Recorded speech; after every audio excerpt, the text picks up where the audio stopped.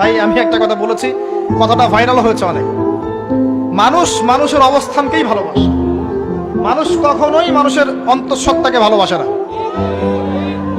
অবস্থান আপনার ভালো, আপনার পিছনে মানুষের অভাব থাকবে না।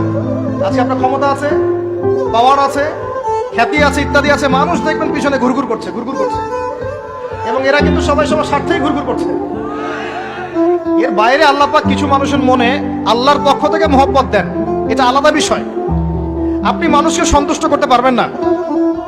পরিবার, বাবা মা, ছেলে মেয়ে, বউ বাচ্চা, কাউকে সন্তুষ্ট করতে পারবেন না। 100% আপনি কাউকে সন্তুষ্ট করতে পারবেন না।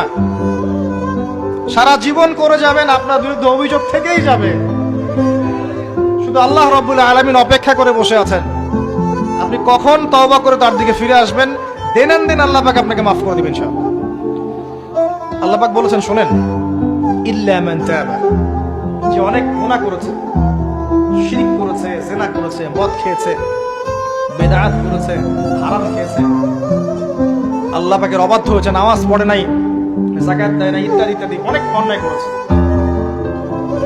একদিন তওবা করে ফিরে এসেছে। আল্লাহ পাক বলেছেন, ইল্লা মান তাবা, যে ব্যক্তি তওবা করে ফিরে আসলো, ওয়া আমানা, এবং ঈমান নিয়ে আসলো, ওয়া আমিলা আমালান সালিহান, এবং এখন থেকে সৎ আমল করা শুরু করলো, হোক সে নারী বা পুরুষ, যে কেউ, যে কোনো বয়সের, যে কোনো বর্ণের, যে কোনো ভাষার, যে কোনো দেশের, এগুলো কিচ্ছু যায় আসে না আল্লাহ পাকের। ইন্নাল্লাহা লা ইয়ানজুরু ইলা আজসামিকুম ওয়ালা ইলা সুওয়ারিকুম ওয়ালাকিন ইয়ানজুরু ইলা কুলুবিকুম ওয়া আমালিকুম।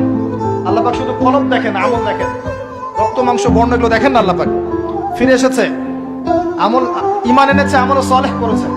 আল্লাহ পাক বলেছে, উলাইকা, এরাই তারা, ইউবাদদিলুল্লাহু সাইয়্যাতিহিম হাসানাত, এরাই সেই ব্যক্তি যাদের সমস্ত গুনাহকে আমি আল্লাহ নেকি দিয়ে পরিবর্তন করে দেব।